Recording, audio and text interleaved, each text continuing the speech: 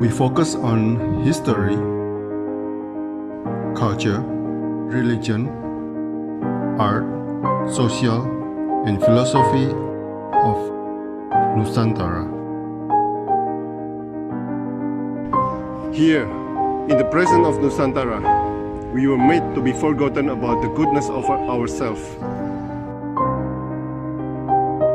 Because negativity seems to be more interesting for us. Now, I'm Sutoyo Raharto and friends, assist you, to remind you, to awaken you that we still can find the gems of Nusantara. They are the great sights of Nusantara.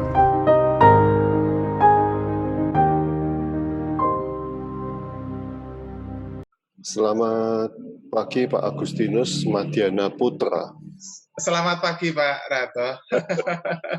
Seorang vegan, Iya. arsitek, dan dosen di Universitas Atmajaya Yogyakarta. Betul Pak. Saya mau tanya, mengapa kok vegan Pak? Karena saya lihat di beberapa sketcher itu juga vegan. Oh iya toh Pak. Ya, saya lihat yang teman-temannya Bapak ini kok ya, beberapa vegan ya. Apa ada pakem khusus untuk sketcher harus vegan?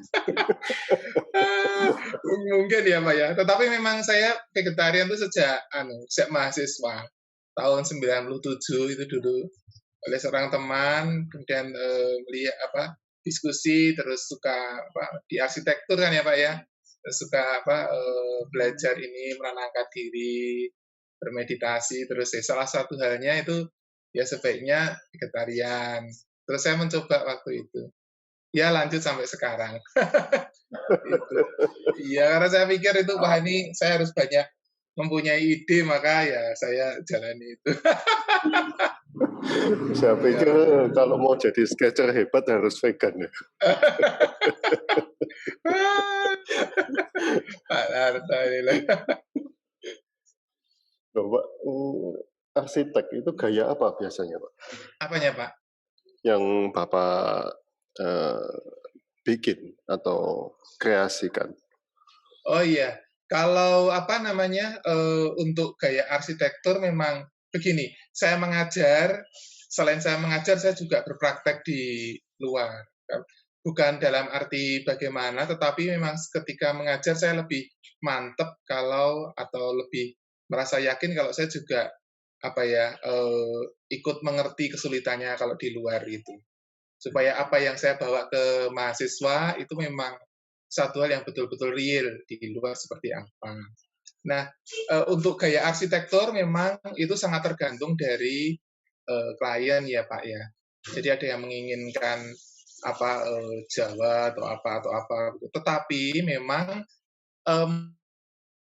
tahun terakhir ini itu banyak yang meminta bantuan itu mendesain di daerah-daerah cagar budaya. Di Jogja kan ada beberapa cagar budaya yang ketika mendesain itu mesti dengan beberapa kode-kode tertentu. Ada bangunan yang menyesuaikan gaya lama dan seterusnya lah.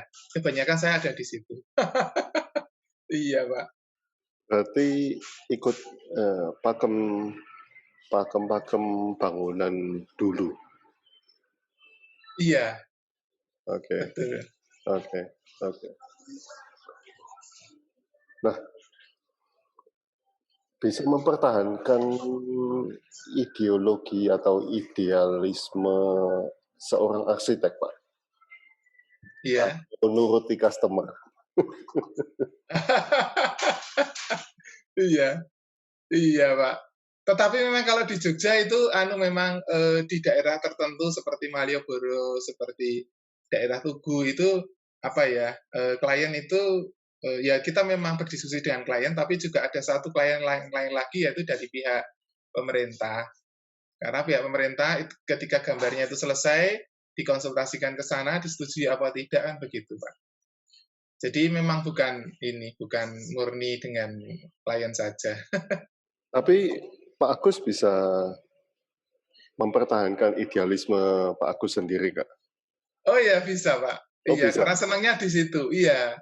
kebetulan sejak dulu ya senangnya mengkaji bangunan-bangunan seperti itu, terus kemudian ya dibawa ke praktek ya lebih lebih pas gitu, Pak.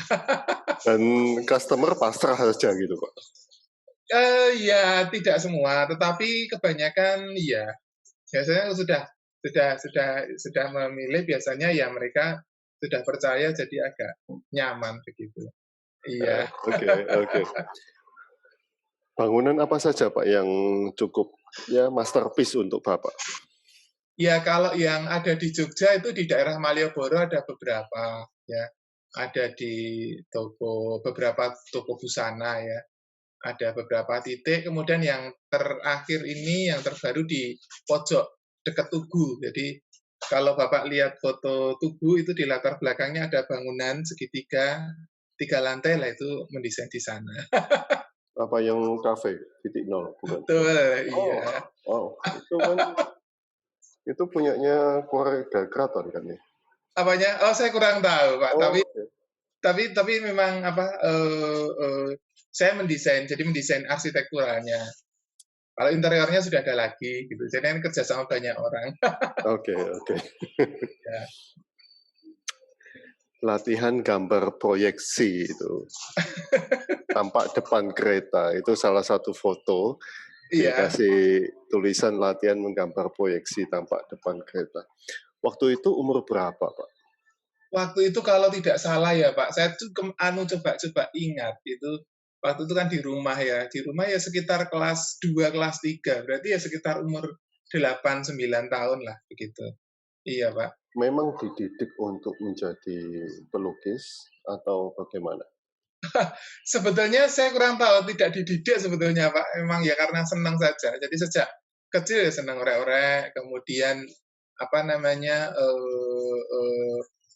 waktu kecil dulu Bapak suka mengajak ke stasiun Lempuyangan ya, di dekat rumah saya itu, senang kereta, kemudian mulai menggambar kereta. Nah, kalau yang dalam foto itu menggambar proyeksi ya memang waktu dulu bisanya gambar ya tampak depan, terus tampak samping gitu. Nah, itu kemudian saya kasih judul menggambar proyeksi karena tidak sadar bahwa dulu itu berlatih membuat proyeksi gitu namanya gitu. Tapi ayah juga pelukis atau seniman? Enggak, ayah saya enggak. Ayah saya mengajar di pertanian, Fakultas Pertanian. Tetapi memang pada waktu itu kan di dalam rumah kami banyak saudara yang ikut di sana. Jadi kalau orang zaman dulu itu kan misalnya satu dua rumah, ada beberapa saudara yang dari tempat lain kuliah di Jogja dan ikut di sana. Nah, ada paling tidak dua orang paman saya itu yang menyukai menggambar, dan saya belajar dari beliau. Oke. Iya. Dari kota ke kota, Pak Agus menggambar on the spot. Iya. Bagian kota mana yang paling menantang, Pak, atau yang paling menarik untuk digambar? Kota lama, Pak.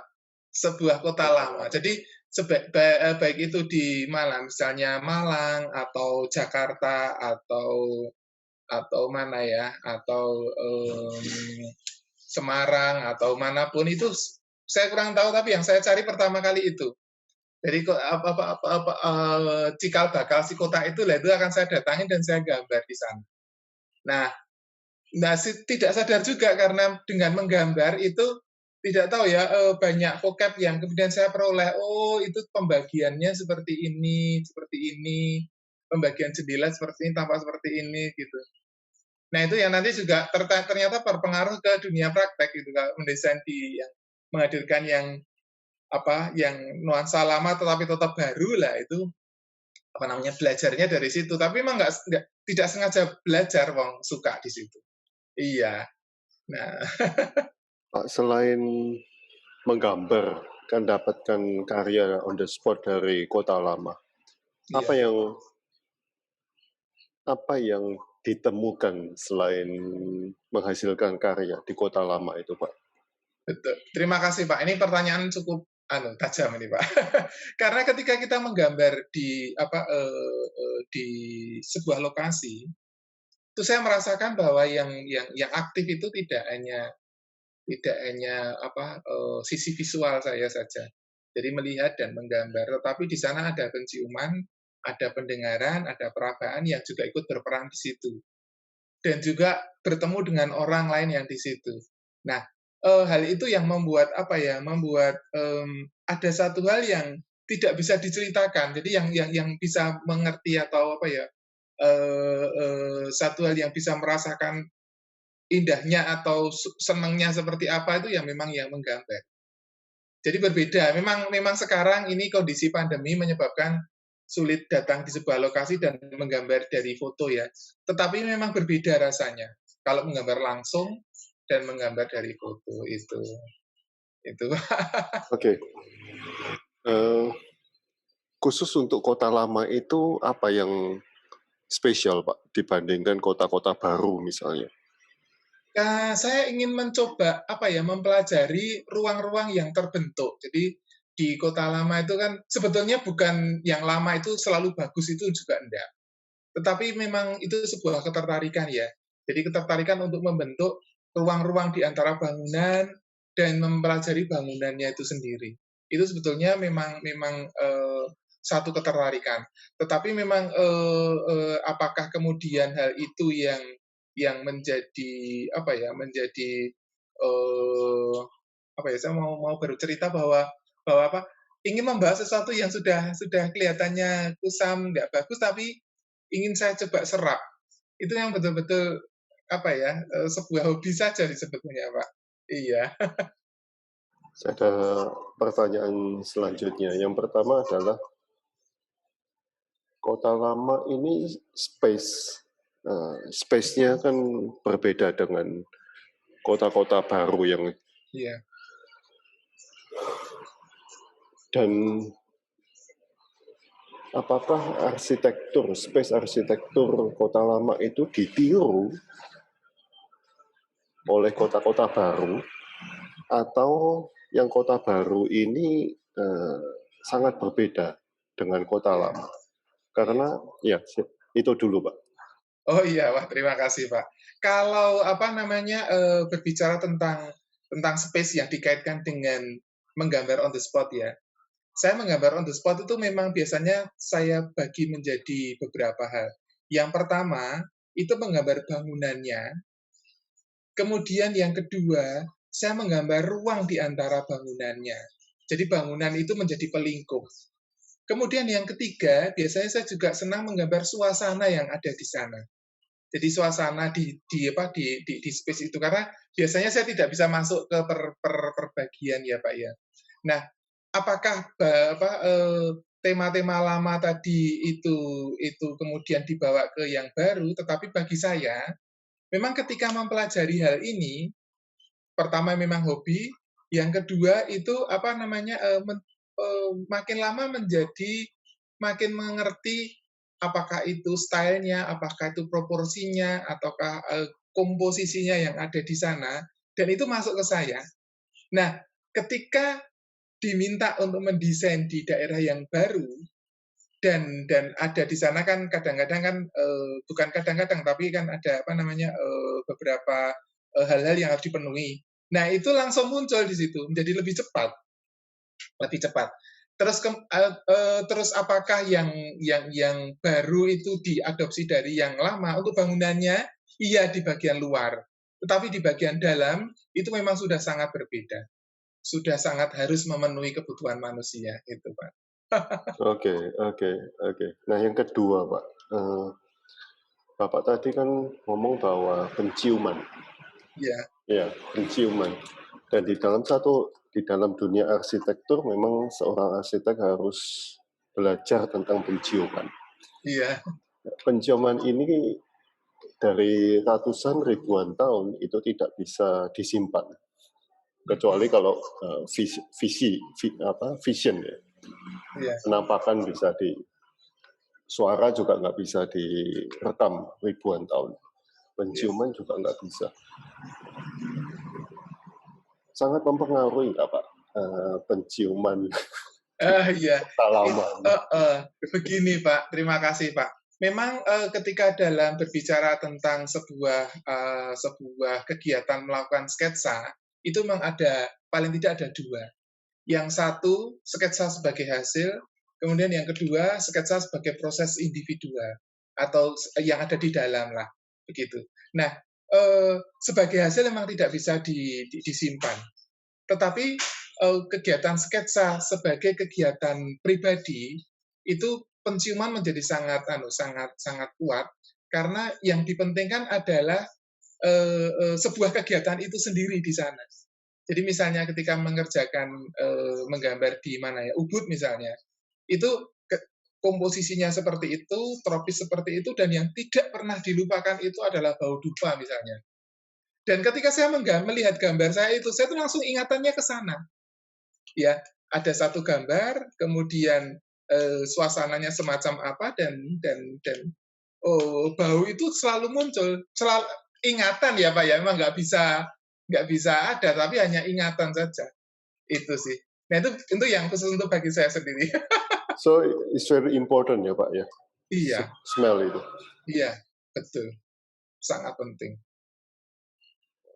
Wow. Nah, Bapak juga menggambarkan banyak tari tradisional, Pak. Iya, Pak. Nah, kalau dari tari tradisional yang paling menantang kostum tari daerah mana, Pak? Oh iya.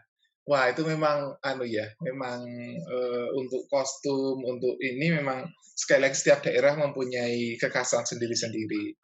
Nah, namun saya itu yang sangat suka itu adalah kostum ini. Yang di Jogja ada namanya tari Rengganis ya. Di sana ada satu tokoh yang kostumnya itu bergaya Cina. Jadi baju merah, terus ini ada hiasan. Dan itu saya sangat suka sekali menggambar itu. Jadi saya kurang tahu, tapi saya sangat suka. Jadi ada satu tokoh yang memerankan itu, dan itu wah bagi saya sangat saya sukai karena ada saya juga, unik ya, aneh ya. Iya. Saya juga lihat di gambarnya Pak Agus.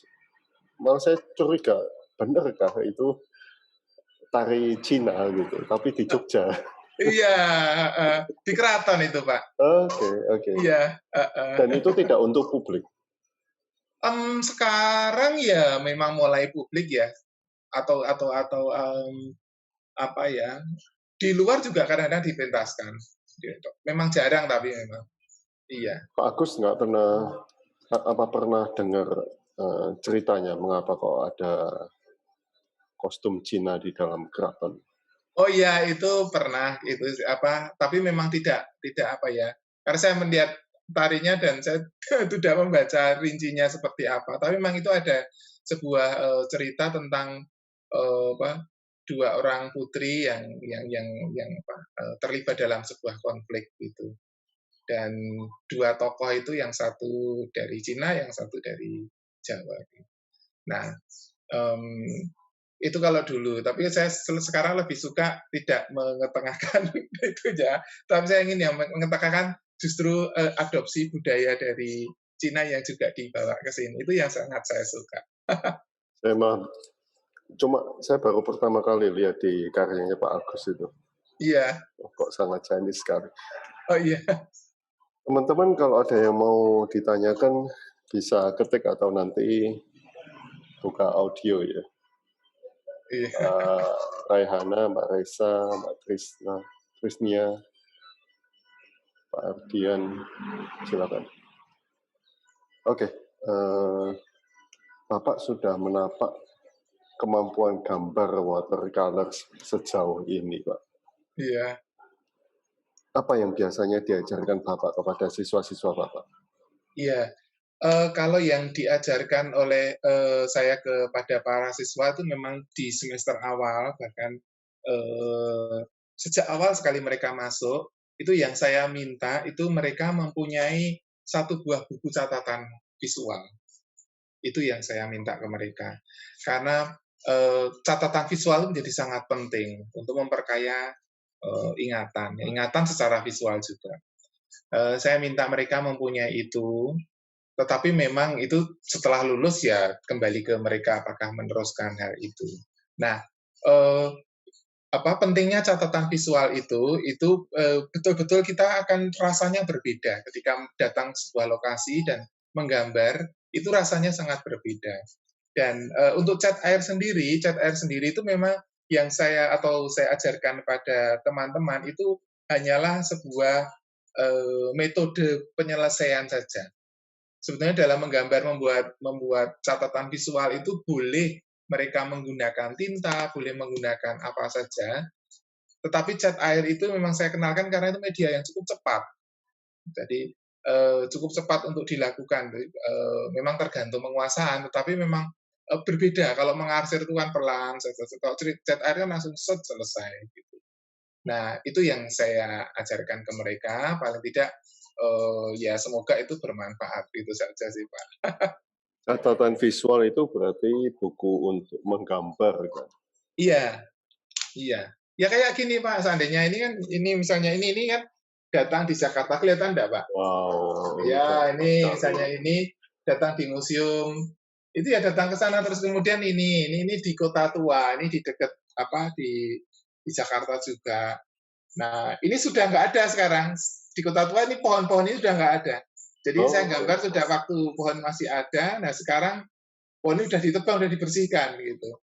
Nah, itu menarik lagi. Oh, sekarang sudah nggak ada pohonnya, gitu. Jadi masih punya catatan yang ini. Dan ini mana nih di Surabaya, ini di mana nih Pak? Ini di gedung apa ya? Ini di dekat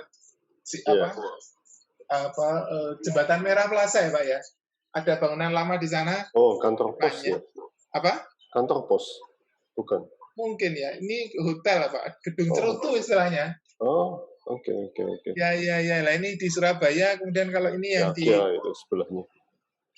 Ya, lah ini juga masih di Surabaya. Jadi memang ada satu set ketika ada di Surabaya semua. Kemudian Jakarta semua, begitu.